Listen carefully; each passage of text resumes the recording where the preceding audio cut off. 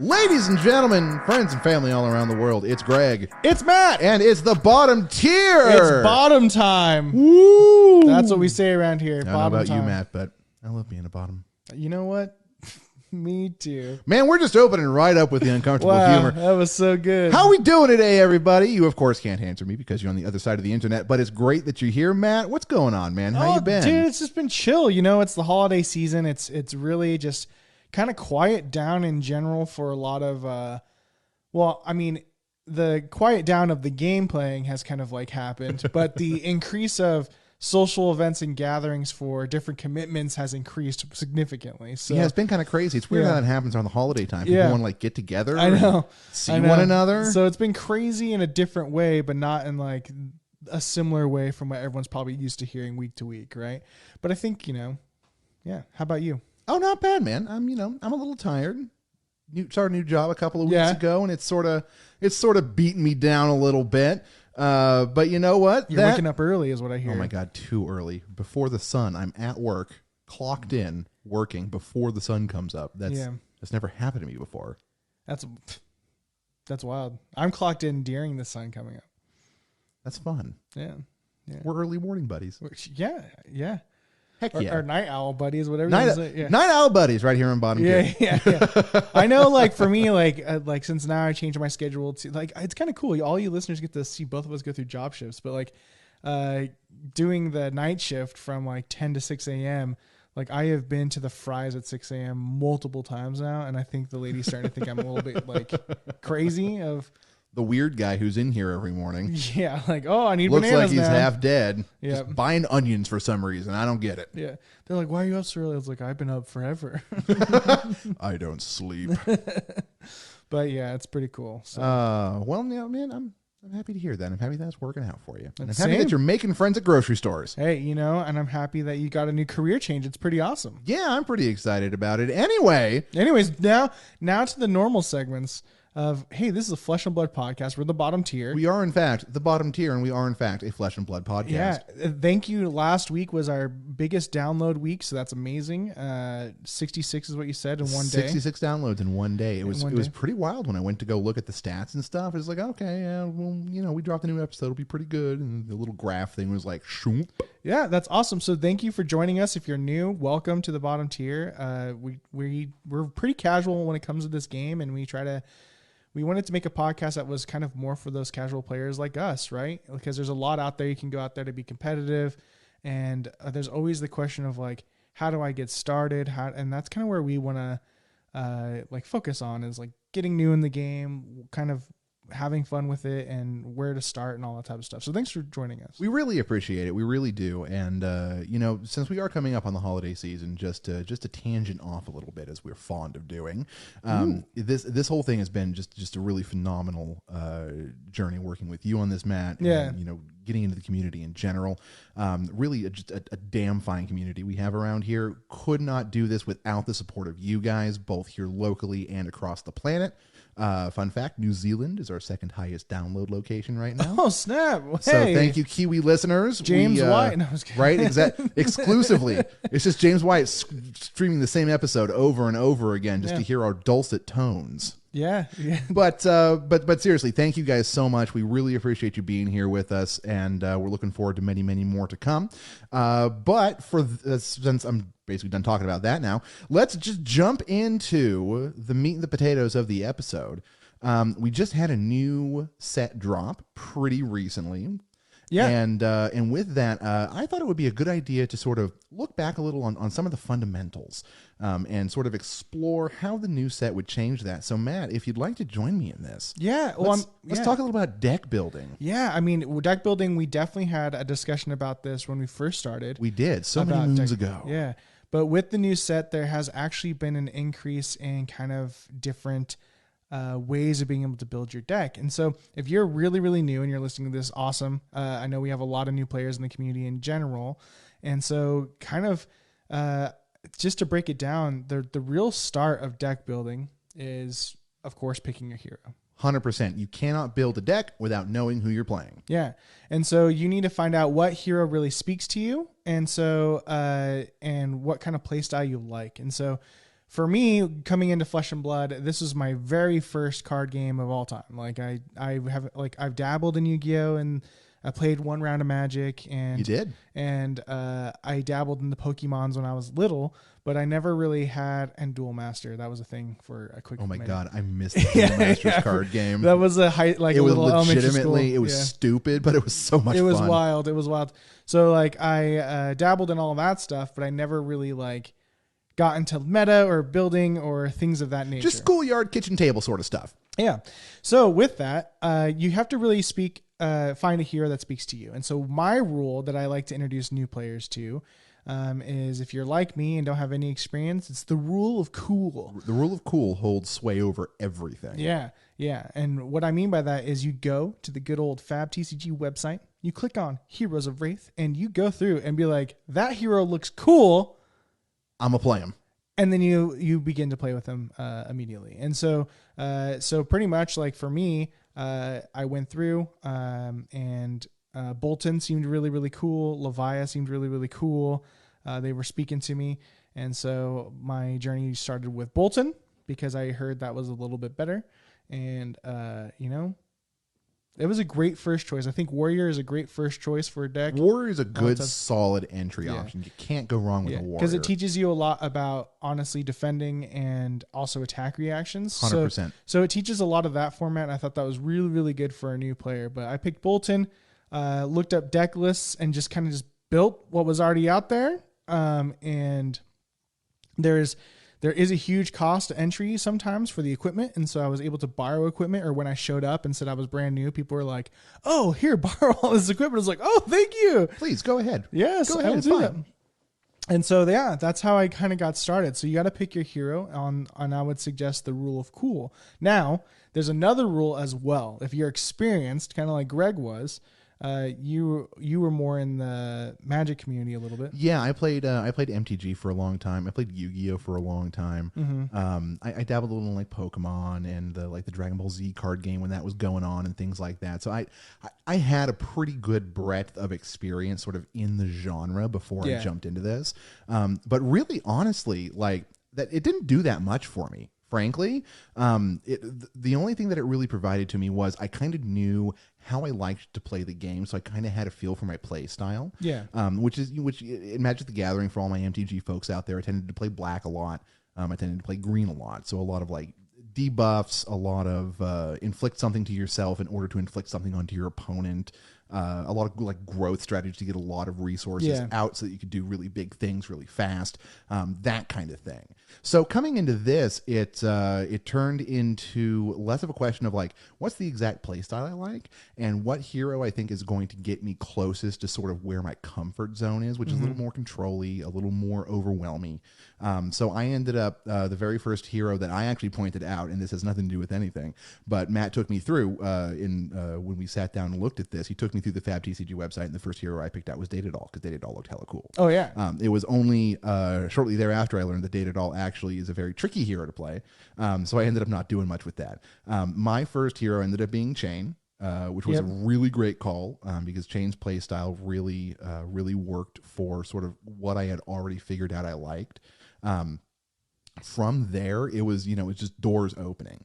This game is much different than a lot or all of the other TCGs out there, especially since I was pretty heavy into Magic for a little while. Vastly different game. You have to really like the deck building is different. The actual flow of game is different, partially because of the draw steps and everything. In Magic, you just draw one card a turn and you play out of like a 7-card hand. Yep. This one, of course, you just get the 4 cards or 3 if you're playing Datadol. And then the timings are a little bit different. The resources aren't broken up here, so every card is worth resources and actual play, as opposed to like Magic the Gathering, where pretty much your resource cards and your actual in-play cards are different. So it for me, it was less a matter of like figuring out play styles and stuff, and more a matter of working out the mechanics, if that makes sense. Yeah.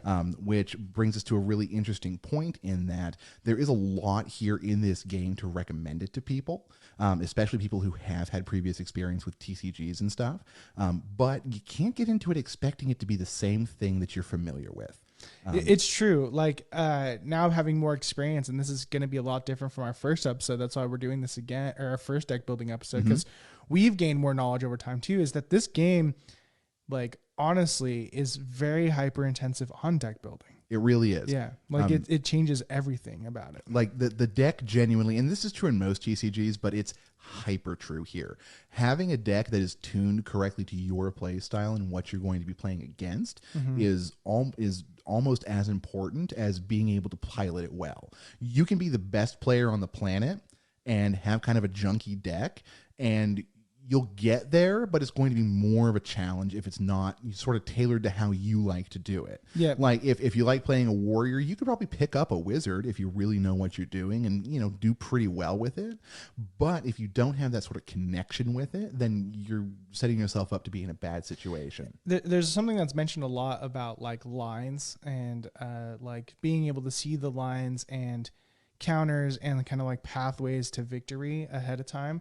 And what's interesting is like all of our brains are of course different, right? 100%. We're now the bottom tier psychology podcast, but all of our brains are a little bit different. And the way we think about strategy is really, really different. And so what's crazy is like you could go to a deck building website and pick a deck and you won't be like, like you said, you'll get there, but you're not grasping the overall vision because maybe you don't understand a card in the way that they are on how they're playing and what strategy they have, right? Exactly. And so that's another core thing you do is you need to find the lines and you need to find, I think that's step 2 is after you get into the game, we're not talking about like beginner stuff anymore. We're talking about deck building for whatever.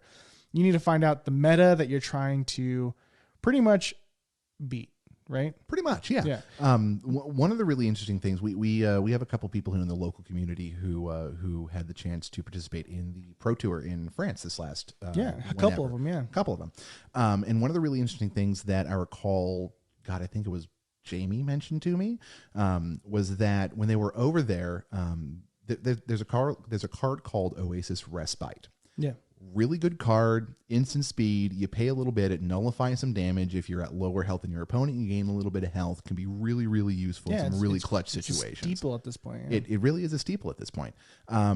Apparently, over there, it doesn't get nearly as much play as it does over here.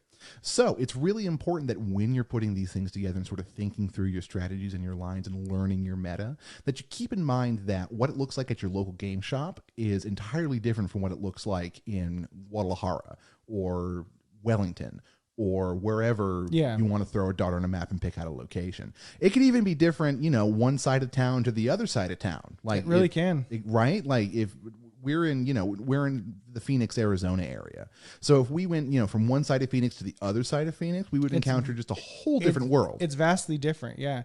It's you have to really go out there. You get your deck that you made first. Maybe it's one that you've already like started with.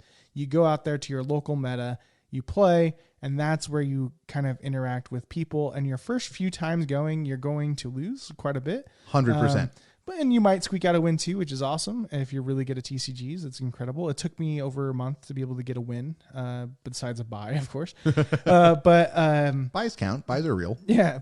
However, like that is when you start learning the local meta and understanding the gameplay. So after you get a grasp on that, your brain will automatically kind of start thinking about the tools that you have to be able to overcome certain things. So, for example, to kind of get into that, right now we have Dash. Yes, right? We do. Dash is considered kind of like a meta at this point where it's very aggressive. Really the winner of Blitz. So if Blitz format is what you're into, which is the 20 health young heroes format, that's the demon you got to beat, is Dash. 100%. Dash is huge in CC right now as well. And just being very aggressive and doing a lot of damage. And the core mechanic of Dash that you realize is a lot of, I'm going to attack you for like 4 attack and get go again. 4 or 5 attack, get go again. And so I'm attacking you for about 3 times to do about 15 damage a turn. Plus I can shoot with my weapon. So they might be doing 20 damage a turn. Right. It's definitely conceivable that every turn, like clockwork, boom, boom, boom. And so the main thing that disrupts Dash is being able to somehow prevent that go again and prevent the ability to be able to use that. So a card that you can immediately like sideboard or think of immediately to kind of counteract Dash is Dash relies on boosting to get the go again and to be able to hit the Mechanologist card. And so the easy counter to really think about is Erase Face. It's simple, it's clean, it's straightforward. Just strip that talent ability off of everything, and you have hamstrung that deck. They can do basically nothing at that point. For a turn, right? And so then it's just a matter of like, cool, are they going to block Erase Face? They probably will, because they want to at least get a couple shots out there to be able to do go again. And so you have to think how to be able to do that. So let's say you are a Levia player, right? So let's say that. Let's go crazy. Let's go with Levia player, right? Or a Brute of some type, or even a Guardian, anything involving that whatever. Or something that uses, I guess, any deck that uses cards that cost 2, right? You could definitely do an Erase Face with a Pummel to be able to ensure you hit that. It will also discard a card from their hand, therefore giving them like one card to maybe do something with. If they decided to block, they'll take damage. They end up getting the Erase Face. They can't really do anything. You pretty much now have a turn. You can just go ham again and be able to kind of get the upper hand on that, so it's not being as aggressive towards you. So knowing that is the counter for that, you now have kind of a core strategy of like, I made this strategy for this. Now I need to build my deck around that, because you're kind of doing it that way. And the Erase Face Pummel strategy isn't bad for those Brutes and Guardians in general, because you can pummel a lot of other items there and be able to really hit hard. So you now have a core strategy of what you're going to do. You're going to be a more pummel-sided deck, and so you're just going to be figuring out how you could be able to build those resources and go from there. Exactly. The biggest thing about deck building, and the biggest thing that when you talk to like more high-level players and stuff, or people who have a lot of experience in this sort of thing, they'll tell you find a core of the deck. You find the general idea that you sort of want to execute with it, then you build your engine around that, the things that are going to enable you to execute that core strategy. And then once you have that, then you fill in for your situational things. So if we go back to like the to like the Pummel example, I'm a Guardian player. I'm thinking about Guardian stuff. I'm sorry, excuse me. But so if we go back to the Pummel example, you have the idea for the core of the deck. You want to run Pummel. You want to run things that are going to disrupt your opponent. Perfect. That's your core. Now, how are you going to execute on that? Are you going to just stack pummels in your deck and, have a bunch of stuff that you can mill or opt with so that you make sure that you pull it in every time? Are you going to have a sort of a secondary strategy to buy some time for yourself until you get the right hand where you can execute that strategy? Mm-hmm. How exactly are you going to go about this? That's the biggest next step, because now you're not just looking at, general, what do I feel like doing? What's the point of this? It's down then to the actual execution of the deck building and making sure that you can draw into the hands you need reliably. Right. So if you're looking for the pummel, don't put in like 2 pummels and call it good. Stack that deck, make sure you have the pummel every time you need it. And then if you don't need it, it's worth resources. You can pitch it to play something else. You can arsenal it and wait for later. There are options available to you. Correct. But it's super, super important that once you have that core of the deck, that you build around it to execute on it every time. Right. And the other thing is you have to realize Pummel only has 2 defense. And so it could be able to affect you in that way. And also it costs a lot. So you're paying for a card that costs more than 2 resources. And then or a club or whatever it is, which usually costs 2 resources. And then you're paying 2 resources for Pummel. So how are you going to counter react that, right? You have to figure out how you're going to have that resource management to be able to pull that off in the time that you need it. And so the idea is the reason this idea stemmed to me on like being able to attempt this meta, especially with Levia, is I've been playing a lot with something new from Dynasty, which is why we're doing this. We should probably talk about Dynasty. There is new things involving royalty. And royalty, as you look at it from the beginning, is like, this is trash, right? Like you can probably get that legendary for like 30 bucks. It's literally like $29.96 on TCG Player or something right now. Yep. And so, but what's really interesting about having the royal crown of dominance, dominion, something like that. It gives you a gold coin in the beginning. And so you could also build a way to be able to have extra resources out in the field to be able to give you that extra edge for pummels. So there's the gold coin, and then you have Knick-Knack, Bric-a-Brac. I love that card, which is really fun. Actually, it's when you set it up, That's really good. And man, everybody remembers when they get smacked in the face with Knick-Knack, Bric-a-Brac. If you don't know that card, you pay 3 resources. You're able to pull an item from your deck, and then you're able to then if you dispense any gold or silver or copper, so 1 gold, 2 silver, or 4 copper, you're able to pull that many more extra items out. And so if you have Knick-Knack, Brick-a-Brack, you break the gold, you're able to pull out 2 items from your deck. It could be 2 energy potions or an energy potion, like a time snap or something. Anything involving those lines. And so you pull out the energy time snap, and now you're able to have a turn where you're able to hit twice and have that extra, like, you can have 1 card in hand and have those 2 resources out there to do instant whatever and be able to pummel with it. And so now you already have the things to be able to do that. However, the poor strategy with that is maybe you're like having a setup turn, or you are definitely going to have a setup turn. Absolutely. And so that's going to affect you in some way. So how do you overcome that? Well, if you're picking a brute, you got your scabby skins. And so you can make sure you have extra action points to be able to do more than just Knick-Knack, Brick-a-Brack. You can end your turn with that on an extra whatever after you attack. And so there's a lot of things to be able to think about that. So, and you can get those cards out of there and all that type of stuff. So royalty is a definite option to be able to help with the pummel type deck and strategy. It may not be the best one, but it could definitely be something that could help with that. Right. And that's important to look at is not just the stuff that you're going to be using consistently every single time, but the super situational sort of stuff that's going to be really useful when it's set up properly, like your Crown of Dominion. It's also, sort of pivot off of that a little bit. It's also super useful in decks that want to pitch a lot of things to activate that gold. So if we take like Dromai, for example, first turn, you have that gold coin. You can activate the gold in order to pitch your red, in order to create your sand, in ash. It's ash. It's not sand. Yeah. In order to create your ash, in order to et cetera, et cetera, et cetera. So it's important to not just have, the core of it, not just have the base strategy, but also to think through some of those situational things that other people may not necessarily be ready for. Yeah. And that's where the spice comes into it. That's because, everybody builds, sort of similar cores for the most part once sort of the meta gets ironed out and everyone kind of knows what's going to work best. Like a lot of people, like if you run your dash, it's all about getting the boost off so you can have all Mechanologist cards so you can guarantee the boost so you can just keep the big damage output going. If you run a Guardian, it's going to be about getting a bunch of blues in your hand so you can do all those big Guardian things. If you're running, something like a Ninja, it's going to be about maintaining hand size so that you can actually keep that momentum up on your turn. Yep. So ultimately, like, those are sort of going to be the archetypical kind of decks that you see. And when people talk about archetypes, that's what they're talking about, is the core strategy around which the deck is built.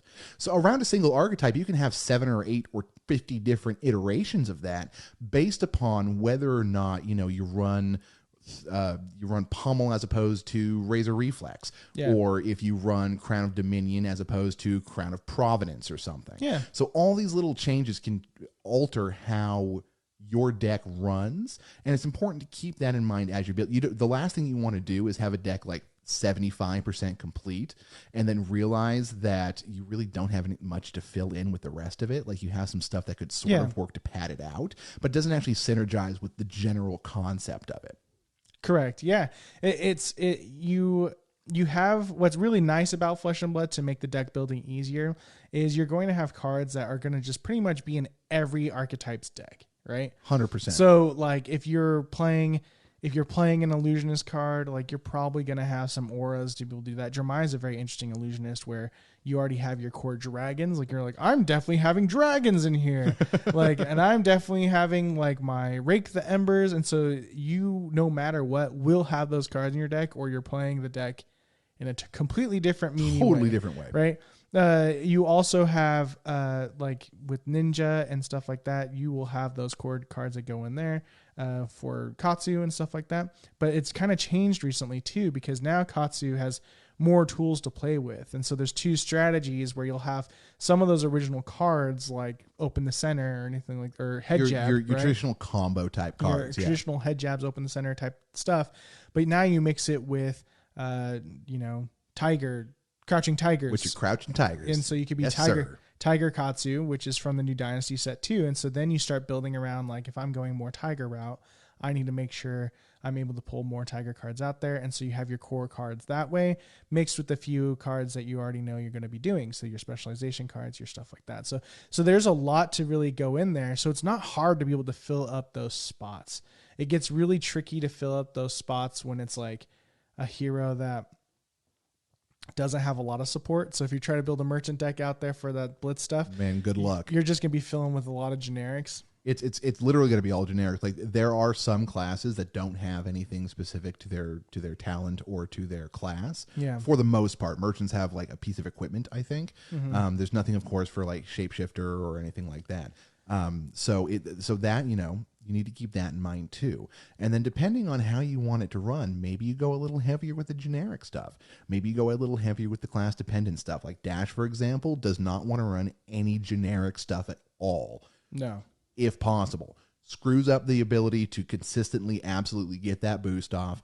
Can stop a turn dead in its tracks. Yeah. There's only one generic that might be able to help, and that's like Break Alley, whatever, but that was back when there was only 2 sets out. Like, right, exactly. You're not going to be using that now. Probably not. Little bit of power creep there. But that's kind of an important thing to think about too, especially with the new set coming out. Power creep is inherent in any game like this where things are continuing to be released over a long period of time. Mm-hmm. And we're only about 3 years into this, so it's a relatively short period of time in, you know, trading card game land. Yeah. But hopefully, presumably, this is going to go on for a long time. So the stuff from like Welcome to Wraith or Arcane Rising or anything like that, after a little while, you're going to see diminishing results with some of those.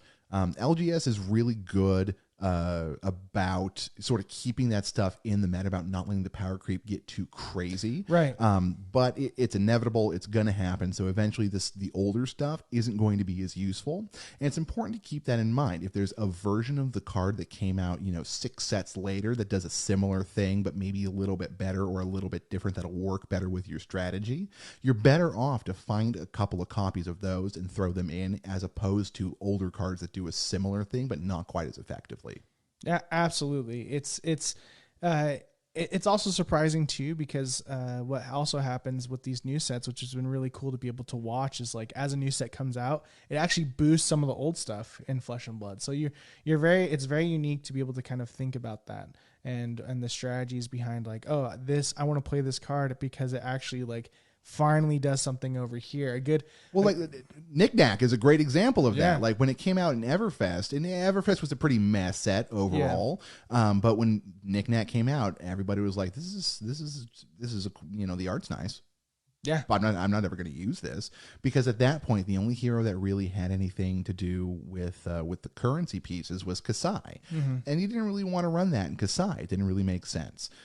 So there wasn't a whole lot of utility for it. But then Crown of Dominance or Dominion or whatever comes out, and suddenly you have guaranteed access to be able to pop that effect on it to get the 2 items out, and it just bumps it way up. Right, and it's still very niche. Like at this, super niche. If you're listening to this and like listening to me about like I'm gonna build a Knick-Knack bric-a-brac, like, please God, do not. If you want to be a meme, absolutely, like, have fun. Yeah, but it does work. It surprisingly does work. It does, and it works a hell of a lot better now with this new support than it did when it was originally released. So both things can be and are true. Some of the stuff is going to depreciate, but some stuff is going to find new life. And every time a set comes out, some new stuff is going to find new life, and some stuff is going to also fall off. It's an ever evolving game, so it's important to keep in mind ultimately at the base of it, don't ever get complacent with it. Don't ever go, you know, my deck is perfect, it's fine, I'm just going to run it forever, because, you know, in 6 months something's going to drop that's going to completely disrupt your entire strategy. It's true. And like this game, you definitely can build a deck like and come bring it to an armory and like it'll be just fine for a while, right? You can, but you won't grow as a player either. I think finding those quick little changes, especially with ProQuest coming up and everything like that, you want to be able to try new things and like just do small tweaks, and you'll be able to see a huge difference in your deck by removing or adding a card and things of that nature, right?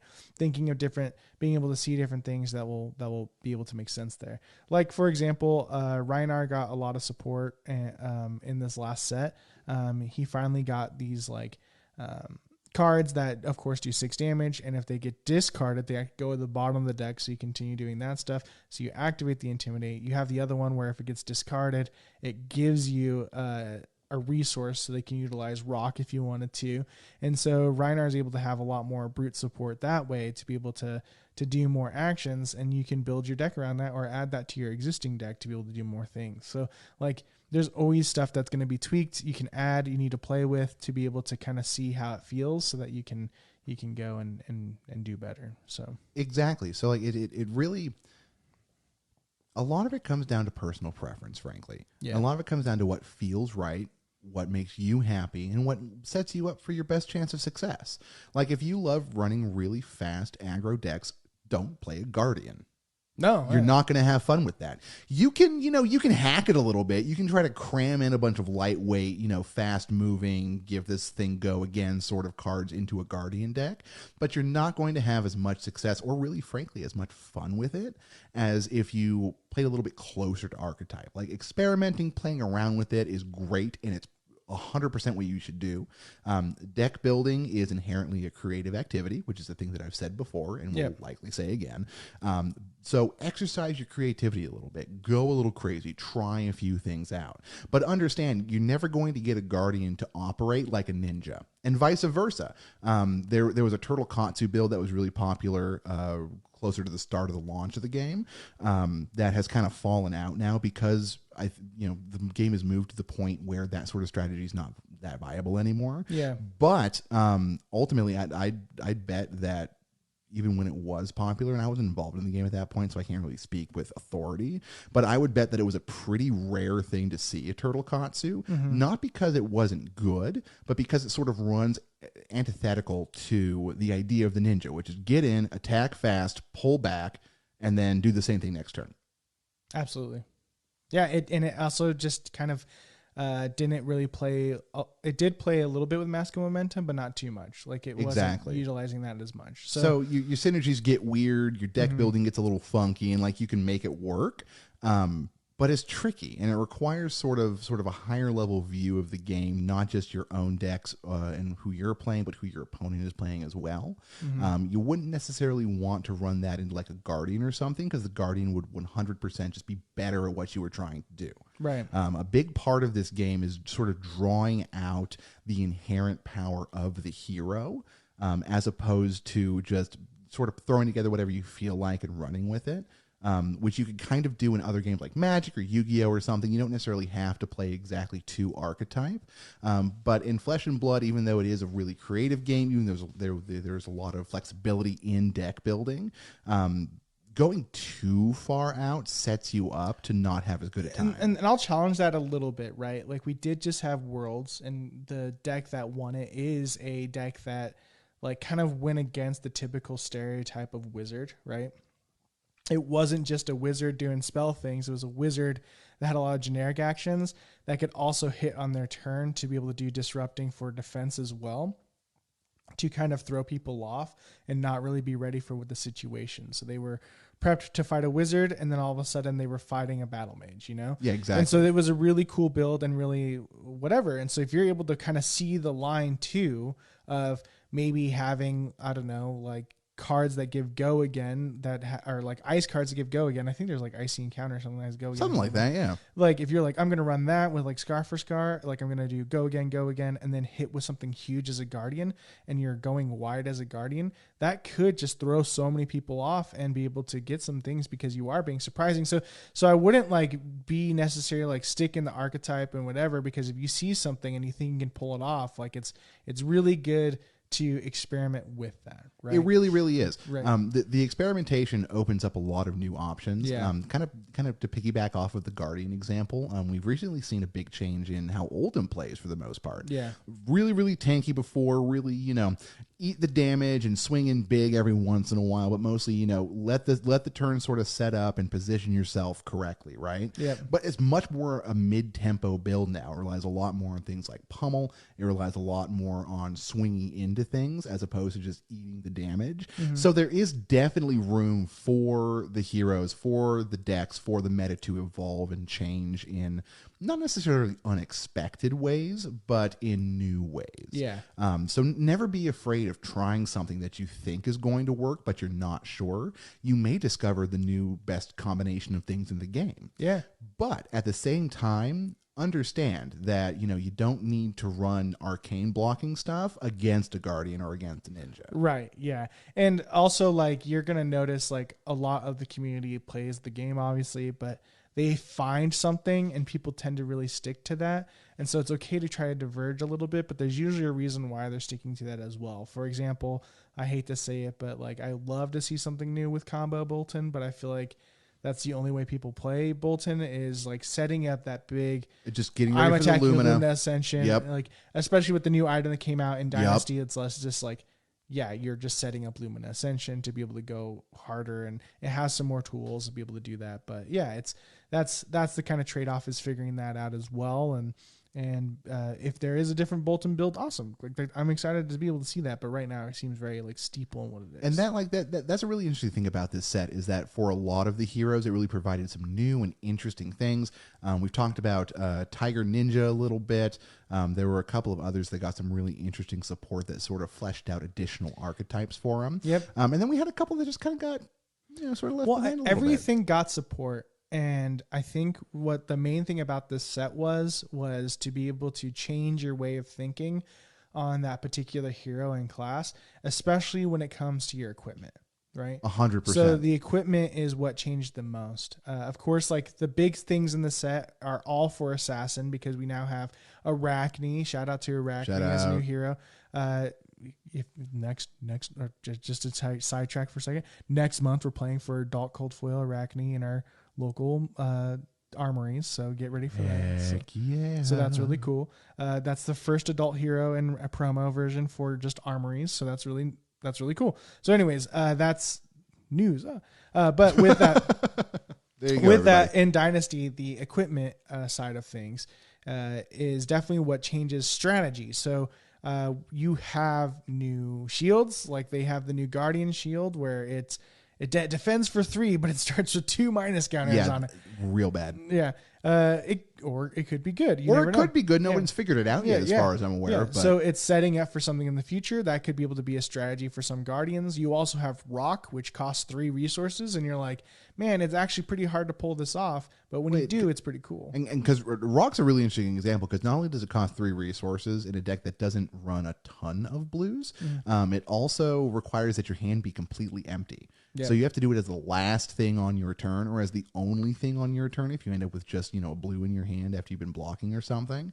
But the whole set was full of like interesting, weird little things like that. The Runeblade book that, costs 3 to draw a card. Like there's a lot of little things like that. The new bow for Azalea, essentially, or for Ranger in general.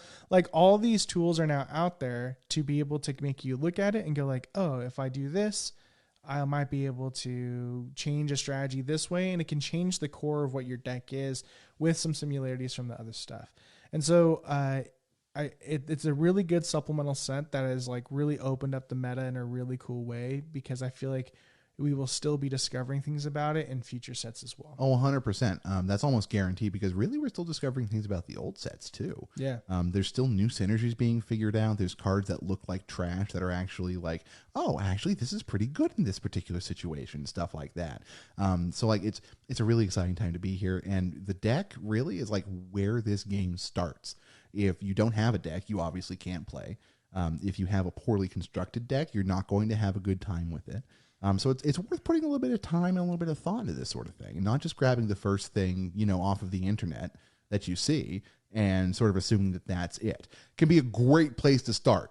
Right. But it should not be the end place. If you're brand new, I highly recommend doing that. Totally. You don't know anything, right? FabDB, Fabrary, great resources. Of course, the Flesh and Blood website themselves have deck lists and stuff as well from some of like the top places in tournaments and stuff. Phenomenal place to start, sort of get your feet wet with it. Figure out what you like to do and sort of how you like your deck to run. But really, I cannot recommend strongly enough that once you have that feel for it, just get a bunch of cards and sit down and play around with some concepts. There's a lot of great tools out there to be able to help be able to practice, and that's just the key of the game. Is You're going to practice, be able to see those lines. And after you play a few rounds against different stuff, you're going to kind of notice what needs to be changed. Practice on Talishar, Felt Table. If Felt you don't Table. feel like Yep. playing against other people, Felt Table has a great AI. It's not amazing, but it can play the game pretty well. Yeah. And so you're just gonna get those reps in, and once you do, you can be able to find the changes from there. But if you're brand new listening to this, literally rule of cool, or find like kind of figure out what heroes kind of match your play style, and then just build a deck that you see. If you already have a deck and you're playing and whatever, it's almost natural to be like, cool, like I got to go from there. And what's really interesting is I don't think I really grew as a player in deck building until I started understanding every hero's ability. And so being able to have the opportunity to go there and just play each hero with Talishar or Felt Table and kind of understand the mechanics of it are going to help you a long way as well, to be able to do that. Or just play some Commoner, which is going to help you teach the rudimentary of those heroes as well. And once you understand that, the heroes are pretty easy to be able to pick up from there. And like, so, really, like that's a big thing. And this is a little bit of a tangent, but not really, but a little bit. That's one of the things that nobody necessarily talks about a whole lot, but because this is a class-based card game, understanding your hero and the heroes that are around you in the game is absolutely vital to be able to build your deck appropriately and then to actually execute upon it. Yeah. I don't play Warrior very much. I don't play Wizard very much. And coincidentally, or perhaps not, those are the two classes I struggle against the most. I have a hell of a time playing into Wizards, and I have a hell of a time playing into Warriors. And it's just because I don't play them that much. Yeah. But the more experience you have with the hero, the more you understand, like you were saying, how the deck works, how it works in conjunction with the hero and with the equipment, what you want those hands to look like, what you're hoping to get in terms of, pitch resource or damage output or type or ability or whatever. The better understanding you have of how that all flows together, the better off your experience will be. Yep. And after you understand like that, it's going to help your play style as well. Like when you face that warrior, you're going to make sure if you have a defense reaction in your card, you don't go like, I'm going straight to reactions. You're going to defend with another card in your hand, and then bait the attack reaction out, and then come in with your unmovable or your sink below. Fine, yeah. Exactly. That will be able to help with that, right? And so there's a lot of mind games with warrior, and then if you're playing an illusionist, like if you start playing against a brute or guardian, you're going to get popped. And so you have to figure out like, okay, I'm going to be playing in a very different way that will make them force them to change their strategy so that we're able to do well, So there's a lot of different stuff when it comes to that, like understanding your counters, understanding like your weaknesses and how you're going to be able to do that as well, that you need to look at. And that's where the sideboard really comes in, is you're going to bring in certain cards when you're versing certain classes, because they're the ones that are going to be able to change different things. So you start off building towards the meta, and then you also have to kind of think of the anti-meta and the anti-you stuff, so that it's able to be included in there too. So your sideboard, I would say, is mostly to have for the things that will punish you as a player, because you have built your deck to punish others. I guess that's a proper way to say it. Yeah, so basically that gets the point across. Yeah, the sideboard is definitely just for your protection of like, cool, I'm now versing the thing that counters me, so now I have to change my strategy and get rid of these cards, be able to put in these cards, and we'll go from there. It allows some adaptability, because like you were saying, like each hero plays very differently. Each deck sort of operates very differently, and you got to be pretty much ready to face anything. Yeah. So with the illusionist example, for example, if you're playing a rune blade, not that big a deal. They're not going to have anything that can really pop Phantasm. Yeah. If you're playing a brute or a guardian, it's 100% going to get hit like every single time. So how do you overcome that? How do you address your own weakness inherent within the hero itself and work around that? Your sideboard might have some passing mirages in it, which removes Phantasm from your first Phantasm attack. If you're playing Jermaine, you don't have Miragis in your standard core deck, which you probably should anyways, or Mira guys. I don't know the dragon, the one that prevents the first dragon attack to be Phantasm. You're going to go ahead and throw that in there, right? Or with the new Ash that came out in Dynasty, that would be able to be utilized from the sideboard to be able to give those dragons anti-phantasm so that you could be able to attack with them in a bigger manner. So there's a lot of cool stuff that that particular deck. And so you just have to know what your weaknesses are, prep for it, and then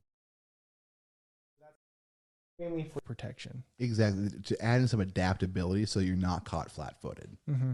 Yeah, absolutely. So figure out your core, build your engine around it, add in some good support cards, and then have a decent sideboard that you can adapt to whatever situation you find yourself in. Yeah, it's before that. I think the 5 steps, right? Like the one before that is find your playstyle.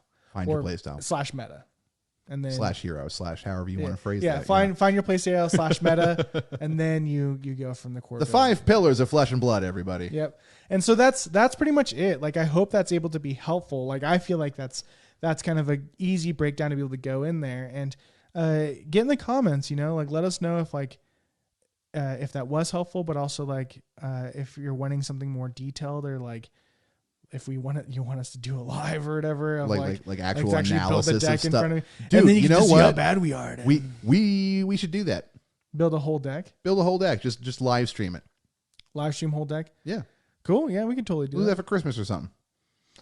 I'm doing things on Christmas. Well, I mean, not on Christmas. Everyone's doing things on Christmas. But yeah, we could definitely do something like that. That'd be cool.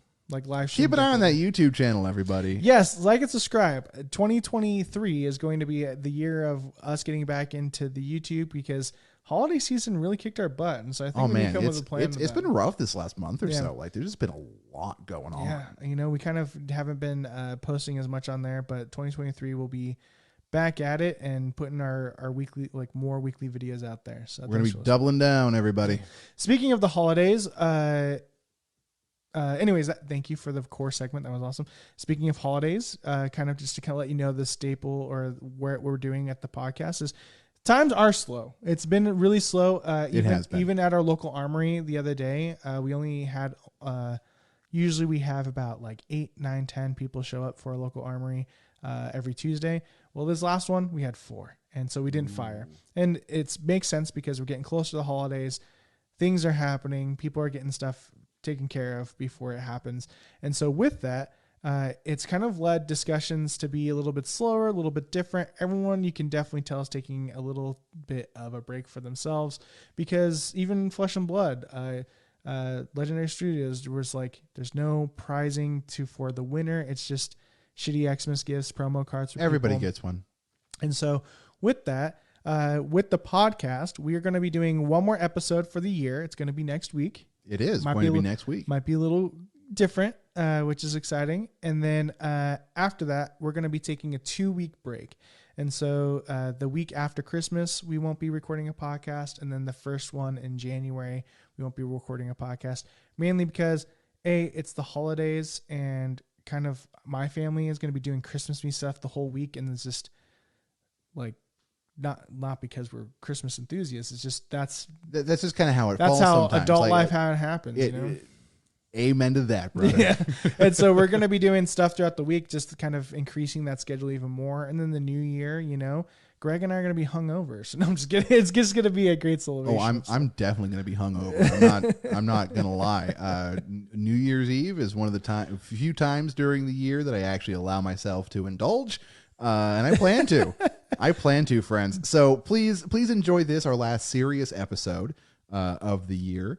Yeah, I like that. The last serious episode. Right. Next week we have something fun planned. We'll see how well we execute it. So probably not that well, but we're going to give it our best shot. We're going to stay on the bottom. I'm just kidding. Right down there. Touching pavement. Absolutely. So yeah, so that's kind of the plan. So we're going to have a 2-week hiatus. Again, right after next week will be our last episode of the year, and then 2 weeks. And so, yeah. And if you find that you miss us during those couple of weeks, it's okay. First of all, we're there with you in spirit. As long as you think of us, we will be there in your hearts. Secondly, you can drop us a line on Twitter. You can check out the back catalog of the podcast and our YouTube videos on our YouTube channel and your preferred podcast source. Yeah. You can do fan art or stuff. Yeah, we'll put it on our Instagram, or we'll of course have stuff on our Instagram as well, which is really good. So we have like 6 things on our Instagram. Yeah, we'll do more during the time of I don't know. Yeah, because we're not going to have anything else to do the next couple of weeks. But so Matt, I think that brings us to our recurring segment. Friends, it's lessons learned. Yeah. All right, that was way less enthusiastic than I thought it was going to be. Yeah, lessons learned. That's more like it, Matthew. Yeah. Thank you very much. Our recurring segment where we talk about what we learned in Flesh and Blood this past week. Because my God, there's a lot to learn about this stupid game. There's a lot to learn. Matt, what did you come up with this week? Well, to be honest, didn't play Flesh and Blood at all last week. This whole week I didn't play Flesh and Blood. You monster. I know. So I have no lesson to learn towards you. Because I didn't get the chance to play because our armory kind of whatever. But what I will say is I did get to dabble in another card game. Ooh, which one? Yeah. A new one came out called Soul Forged. Okay. I've been looking at Soul Forged. How is it? It's really good. It's really good, actually. When I started a podcast, I'm just kidding. Bottom tier, a Flesh and Blood and Soul Forged podcast. No. Soul Forged is a lot of fun. I really, really, really like it a lot. So I guess the lesson learned is... when things are slow, like, spending quality time with people is the core of Flesh and Blood. And so being able to play that game and be able to sit across and just have fun is just a core of it. And so when our armory didn't fire and there was only 4 people, 2 of them were playing Soul Forged. And I was like, I want to learn how to play. And so I sat there, learned how to play Soul Forged, and it was really cool. It was a lot of fun. It was a different game. And it just was being able to still have that interaction and kind of have a different different experience. It's that if we're talking about deck building, that game is just like you don't really deck build. It just put 2 together and you just go to him, and that's an easy game and just super casual. And I could just see like just more casual people being able to play it, which is really cool. So it was fun. So just have fun and make like the experience of Flesh and Blood and playing board games, video games, any of it with another person is really like reminding yourself you're playing a game is the huge lesson here. And don't be afraid to just play games. You don't have to get married to Flesh and Blood. Flesh and Blood is fine if you see other people on the side. It's totally okay. Yep. Flesh and Blood is very understanding, very progressive, very new age. Yep. Exactly. So get out there, explore a little bit. Yeah. Human beings love games. We all do, whether we admit it to ourselves or not. We invent little ones for ourselves all day, every day, or at least I do. We turn boring stuff into little repetition games. We turn big, exciting stuff into games of, adventure and cataclysm. We are a people who love to play games. Yeah. So don't be afraid to play a game. Get out there, explore a little bit, see what lights your fire. There you go. That's a good way to put it. How about you? What was your lesson learned this week? Oh, man. So I actually did play some Flesh and Blood this week. Woo! Like I was supposed to. Hey, I'm on a podcast about it, so I'm. Hey, fair enough. That buys you a pass. So my biggest lesson this week is a pretty simple one, and it's quite simply: don't listen to people's salt. Don't pay attention to it. Don't listen to people's salt. Don't listen to it. Who is being salt? No. Who? Tell me the details. All right. Well, here's their name, and social security number, and all their information. All right, people, get in the comments. Go beat them up. We're doxing today. No, we're not. I swear to God. So I played a little Flesh and Blood this last week, like a man does, and a couple of the guys that I got just off the bat were just really I was playing on Talishar. We're just really not cool. So a little bit of backstory. Since I started playing this game with Chain, as I mentioned today, and a bunch of other times, and Matt just did a little slow sigh on the inside because we're about to talk about Chain again. I saw you roll your eyes. Don't lie to me. But so I started playing with Chain. Chain got LL'd at a CC.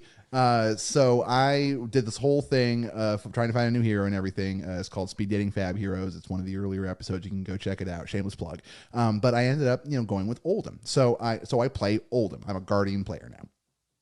So I get on Talishar, and most of the time when people see that they're playing a guy who's playing Oldhim, the reactions range anywhere from "ugh, God" to "go die," right? That's the two reactions.